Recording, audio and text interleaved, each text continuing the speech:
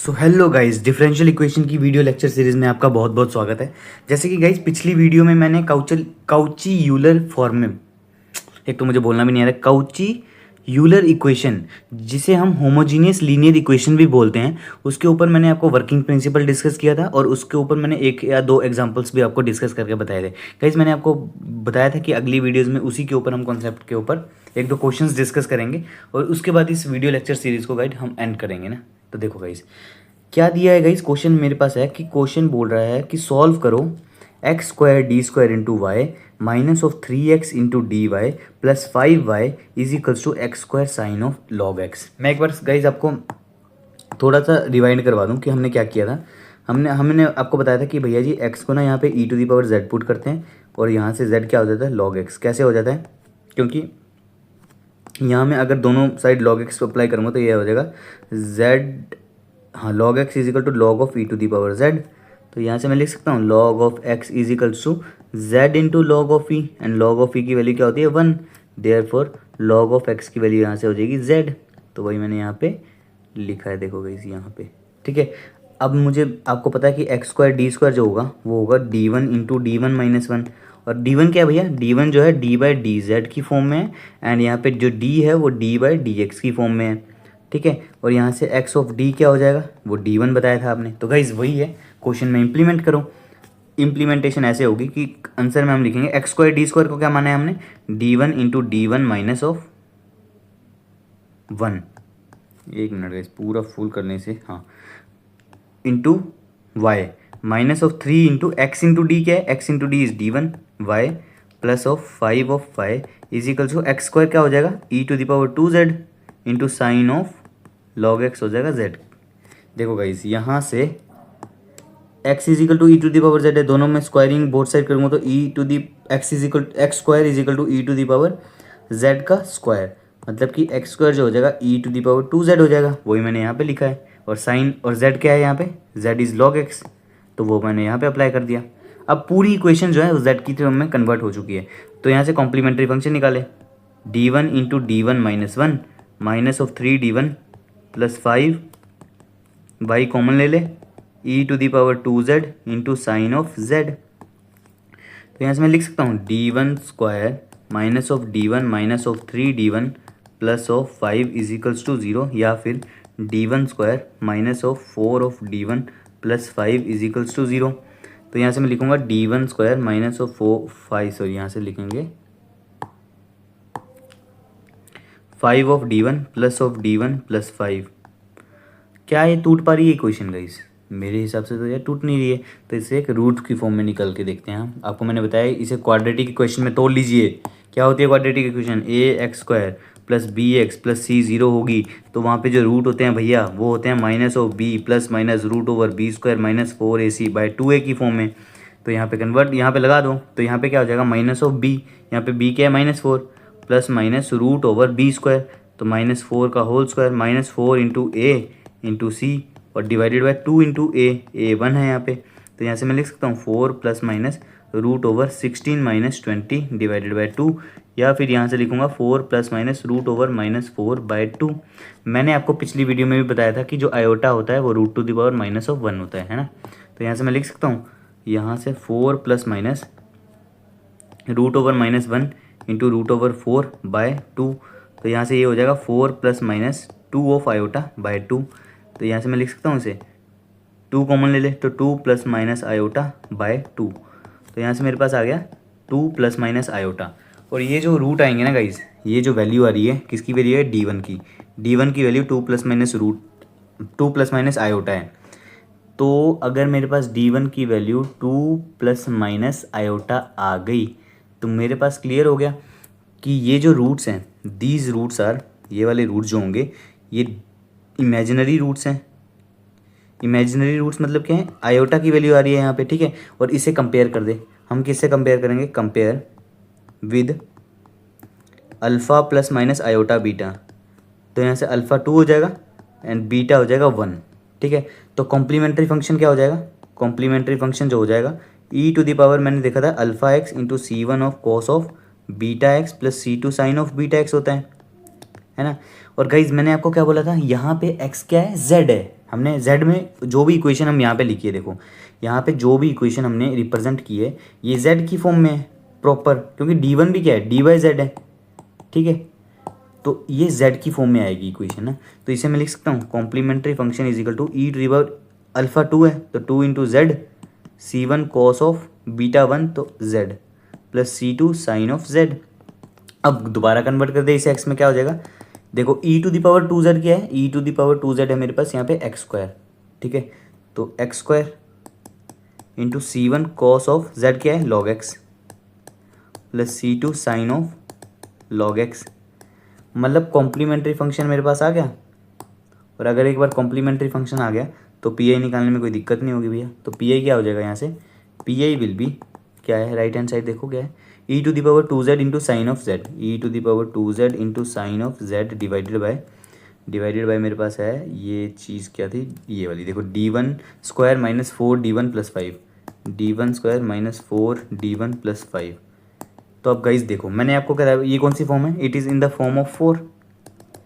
Form 4 में क्या होता था भैया, अगर कोई चीज़ 1/f(d) into E to the power A x into V की फॉर्म में रहती थी और v यहाँ पे फंक्शन ऑफ x था, तो इसे मैं कन्वर्ट कर सकता था e to the power A x into 1/f(d), d में क्या ऐड करता था, coefficient of x into v वहीं रहेगा। तो अब इसे सॉल्व कर देंगे, तो वही मैं यहाँ पे अप्लाई करूँगा गाइस। यहाँ पे क्या हो जाएगा, पी आई हो जाएगा e to the power 2z को यहीं ले इंटू 1/d1 में क्या ऐड करेंगे, d1 कोफिशिएंट ऑफ z यहाँ पे 2 है तो d1 प्लस 2 का whole square and minus of 4 of d1 plus 2 plus 5, ठीक है, इंटू साइन ऑफ z।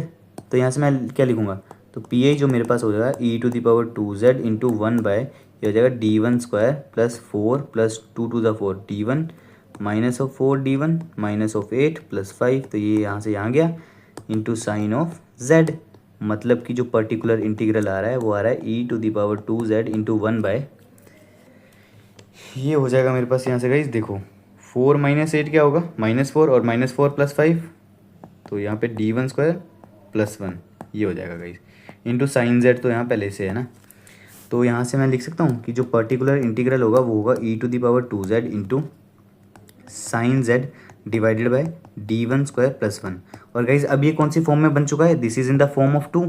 और फॉर्म 2 क्या बोलती है, फॉर्म 2 ये बोलती है कि भैया अगर कोई चीज़ sine of a z divided by f of d square की फॉर्म में है, या फिर कोई चीज़ cos of a z by f of d square की फॉर्म में है, वहाँ में हम रिप्लेस करते हैं d square is equal to minus of a square.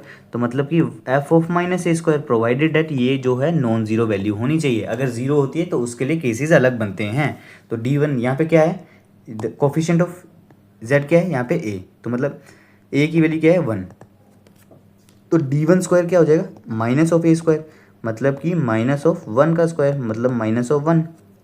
तो यहाँ से जो पर्टिकुलर इंटीग्रल हो जाएगा that will be is equals to E to the power 2z into sine of z divided by -1 plus 1। हाँ देखो केस ऑफ फेलियर बन गया, मैं तो सोच रहा था कि केस ऑफ फेलियर ना बने पर वो बन गया, तो अब क्या करेंगे इस, है ना।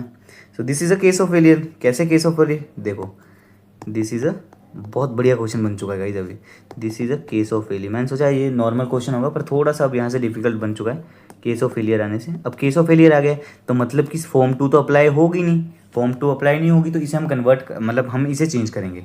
अब हमारे पास क्या है, हमारे पास है इसे हमने जीरो नहीं लेके आना, तो पी आई जो मेरे पास हो गया है ई to the power 2z into sine of z divided by d1 square plus 1। अब मैं क्या करूँगा गाइस, यहाँ से व्हाट आई कैन डू, ठीक है, यहाँ से मैं क्या करता हूँ ऊपर, हाँ ये आपको पता है ना, अगर नहीं पता तो गाइस देख लो, what I can do from here, यहाँ से गाइस अगर मेरे पास केस ऑफ फेलियर बन रहा है तो क्या कर सकते हैं गाइस, यहाँ से सोचो थोड़ा। मैंने जो आपको बताया था initially conditions, which conditions I have told you earlier, हाँ कैन आई राइट गाइस, ध्यान से देखना, कैन आई राइट दिस, इस वाली चीज़ को,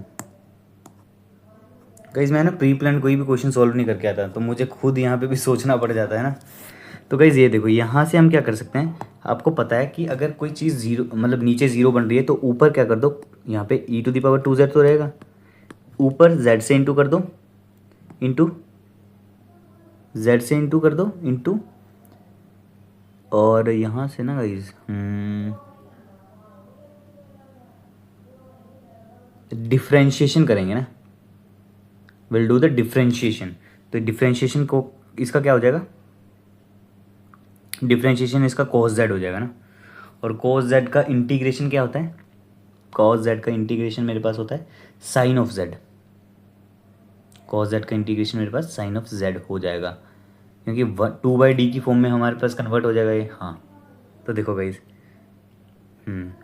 तो देखो ये z ऑफ z से इंटू करते हैं हम, into sine of z divided bye differentiation, मतलब d/d1 ऑफ d1² + 1।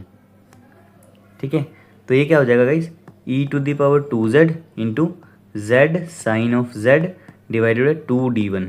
तो यहाँ से मैं लिख सकता हूँ पर्टिकुलर इंटीग्रल क्या हो गया, e⁻2z/2।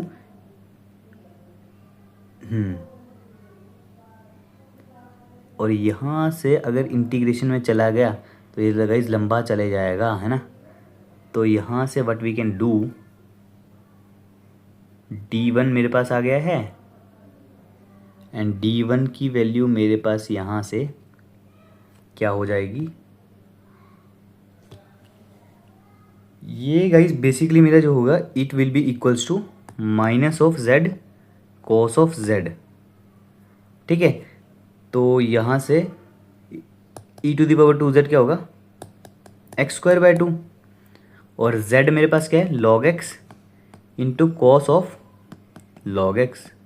सो ये मेरे पास क्या हो जाएगा गाइस, दिस विल बी, ये कहाँ से लिखा है मैंने, क्योंकि मुझे पता है ना d1 की वैल्यू क्या होती है, d/dz, तो वहीं से मैंने ये अप्लाई किया है, बिकॉज आई नो कि जो d1 की वैल्यू होती है dz की इक्वल होती है। या फिर गाइस ये भी कर सकते हैं ना, यहाँ पे मैं आपको, अगर आपको क्लियर नहीं है ना तो एक चीज़ बताता हूँ। ये देखो यहाँ पे मुझे लगता है आपको थोड़ी सी क्लैरिटी में दिक्कत हो रही होगी। यहाँ पे इंटू कर दे साइन z का जो वो होगा, that is differentiation cos z हो जाएगा, डिवाइडेड बाय डिफ्रेंशिएशन नीचे वाले का करो तो 2d1 हो जाएगा। तो यहाँ से क्या बचेगा, e⁻2d/2 इंटू 1/d, और 1/d ऑफ cos z क्या होगा, it's the integration of cos z is sine z। ठीक है, so this is the required PI। तो ये गाइज मेरे पास PI की वैल्यू फाइनल आ जाएगी, ये देखो यहाँ से। तो PI जो है मेरे पास वो है -x²/2 into log of x into cos of log x। तो आई होप गाइज आपको क्लियर होगा, नहीं हुआ तो एक बार कमेंट सेक्शन में बताइएगा गाइज, क्यों मैंने यहाँ पे ये चेंज किया है। ठीक है गाइज, ये वाली चीज़। तो यहाँ से हम लिख सकते हैं इसे, कंप्लीट सॉल्यूशन क्या होगा, CF + PI, और CF मुझे पता है, PI भी बचा है। So this is the required answer, hence quod erat demonstratum. Guys इसके ऊपर एक और क्वेश्चन डिस्कस करते हैं जल्दी जल्दी। ये क्वेश्चन लिया गाइज मैंने, वही सिमिलर इंप्लीमेंटेशन करो। x² d² को d1 इंटू d1-1 लिखते हैं, और xd को क्या लिखते हैं, d1 + 2 into y is equals to x क्या है, e⁻z, और log x क्या होगा, z। तो ये हो जाएगा d1² - d1 minus of d1 + 2 into Y is equals to e⁻z into z। तो इसे अगर कॉम्प्लीमेंट्री फंक्शन निकालना है तो क्या लिखना पड़ेगा, d1² - 2d1 + 2 is equals to 0। तो इसे मैं क्या लिख सकता हूँ, d1 - होल का स्क्वायर नहीं, तो इस पर वो कर दे, यहाँ पे क्वाड्रेटिक इक्वेशन अप्लाई कर दे, ax² + bx + c is equals to 0। तो यहाँ से मैं क्या लिखूँगा, यहाँ पे देखो गाइस, d1 जो होगा that is minus of b minus of -2 + √/b²। तो -2 का स्क्वायर -4 इंटू a इंटू सी डिवाइडेड बाय 2 इंटू 1। तो जो d1 हो जाएगा वो हो जाएगा 2 ± √/4 माइनस ऑफ 8/2। तो d1 की वैल्यू 2 ± √/-4/2। तो यहाँ से d1 क्या हो जाएगा, 2 ± 2 i/2, मतलब कि 1 ± i। ये हमारे पास हो जाएगी d1 की वैल्यू। अगर d1 आ गया मेरे पास तो कॉम्प्लीमेंट्री फंक्शन क्या होगा, z into c1 cos of z plus C two sine of Z, और इसे कन्वर्ट कर दे एक्स की फॉर्म में, तो सी एफ क्या हो जाएगा, e to the power z क्या हो जाएगा एक्स, और c one cos of log of x plus C two sine of log of x. So this is the required complementary function. और अगर मेरे पास कॉम्प्लीमेंट्री फंक्शन आ गया तो पी आई निकालने में कोई दिक्कत नहीं होगी। पी आई क्या होगा मेरे पास यहाँ, P I is equals to X log X divided by ये हो जाएगा D one square minus two D one plus two, और यहाँ पे मैंने कन्वर्ट करके इसे लिखा था D to the power x into Z ना, तो हो जाएगा D one square minus two D one plus two. और ये कौन सी फॉर्म है guys, this is the form of, ये है हमारे पास फॉर्म 4, ये होगी फॉर्म 4, मैंने आपको बताया ऊपर वाली वीडियो में। तो इसे हम क्या लिखेंगे, इसको हम लिखेंगे जो पर्टिकुलर इंटीग्रल होगा वो हो जाएगा e to the power x को यहीं रहने दूंगा 1 by D one plus one का whole square minus two into D one plus one plus two into z. तो यहाँ से e to the power x into 1 by ये हो जाएगा D one square plus one plus two D one minus two D one minus of two plus two से minus two one से plus two one into z. तो यहाँ से मैं लिख सकता हूँ कि जो पी आई हो जाएगा it will be is equal to E to the power x into 1 by D one square plus one into Z. और यहाँ से मुझे पता है इसे मैं कन्वर्ट कर दूंगा किस फॉर्म में, वो बाइनोमियल एक्सपेंशन कर देंगे यहाँ से। तो यहाँ से गाइस मैं क्या लिख सकता हूँ, e to the power x into इसे 1 प्लस डी वन का होल स्क्वायर का whole to the power minus of 1। और मुझे पता है कि जो 1 प्लस एक्स का whole to the power minus 1 जो होता है वो 1 minus x,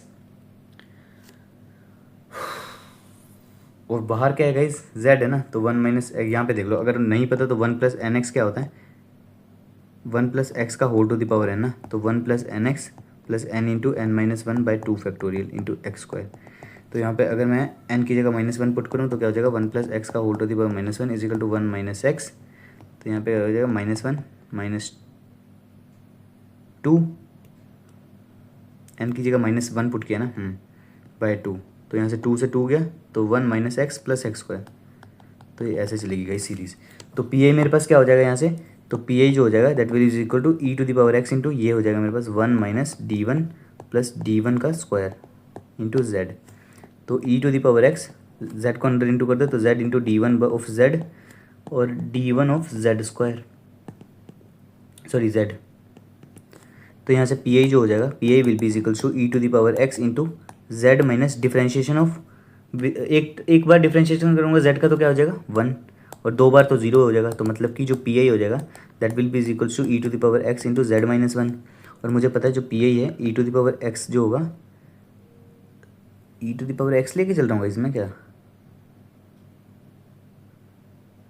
E to the power Z होगा ना, ये देखो E to the power Z, ये ई टू द पावर जेड, ये ई टू द पावर जेड, ये ई टू द पावर जेड, ये ई to the power z, e to the power z, यहाँ पे ई टू द पावर, तो एक्स हो जाएगा into z is equal to log x minus 1। So this is the required particular integral. और मेरे पास required particular integral आ चुका है।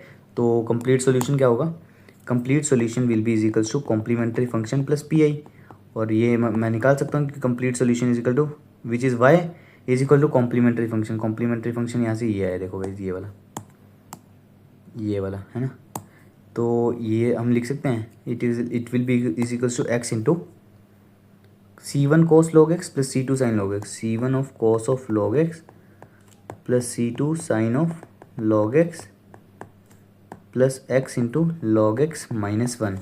So this is the required complete solution ना, this is the required complete solution, hence we can say quite erratum and the demonstratum। I hope guys आपको ये question समझ में आए होंगे।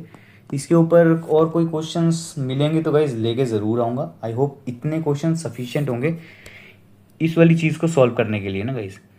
एंड बताइएगा किसी चीज़ में अगर डाउट वगैरह है तो उसे भी हम सॉल्व करने की भरपूर कोशिश करते हैं और आगे भी करते रहेंगे। And guys thank you.